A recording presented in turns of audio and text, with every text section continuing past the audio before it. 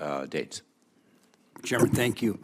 I want to talk about the bonding. The BLM's most recent oil and gas leasing rule increases minimum lease bonds from $10,000 to $150,000. It's a radical change, disregards the cost to reclaim a Montana well. It punishes the small, family-owned oil and gas producers in our state.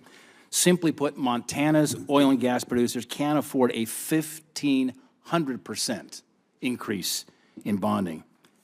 Did you talk to Montana producers on how this new rule affects them?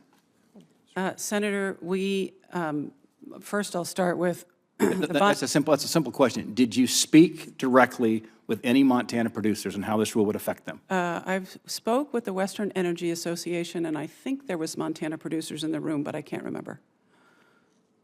You can't think of a Montana producer you spoke to? I mean, because I tell you, they would have given you an earful on this.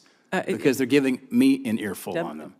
So the bonding rates have not been raised in over 50 years. The GAO and the Inspector General both advised that we do so to protect the American taxpayer. But do you think it might be good, I mean, maybe go out to Montana and ask the producers what a 1,500% increase might do to these small producers? Well, we did that in a draft comment period. That's what it's for. But it's helpful to go talk to the people that are going to be affected. It's just a good lesson in life.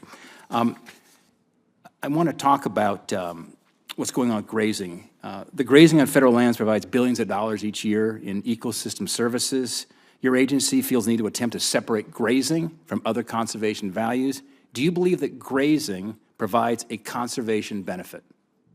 I do. You do. Great.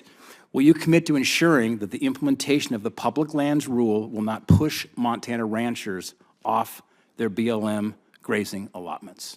Senator, in no way does the public lands rule envision that. So if you see any of that, would you confront it and say we've got to change something here so we're not pushing grazing activities off of BLM lands? Yeah. Okay. Thank you. Yeah. Areas of critical environmental concern are public lands where special management is needed to protect unique resources and scenic landscapes to protect from hazards. I've got a question. They've put these implementations, these restrictions on land while waiting for a formal change to land use plans.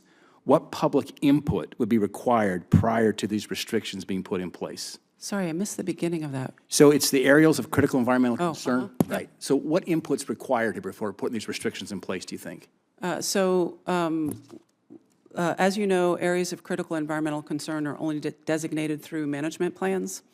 And management plans last decades in some cases.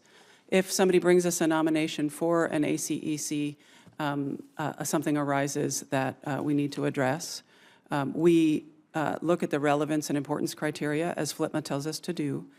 If we find that it meets that criteria, that it's relevant and important and requires specific management, we can put that temporary management into place until we get into the next planning period.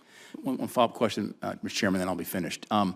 Back on the increase here in the bonding, would you meet with some of my Montana producers so you can hear firsthand from them? I would love to. Okay, I'd love to set that up. So if you commit to that, we will get the Montana producers because I think you're going to hear a 1,500% increase all at once here is something that is going to be very detrimental here back home in Montana. Yep. Thank you.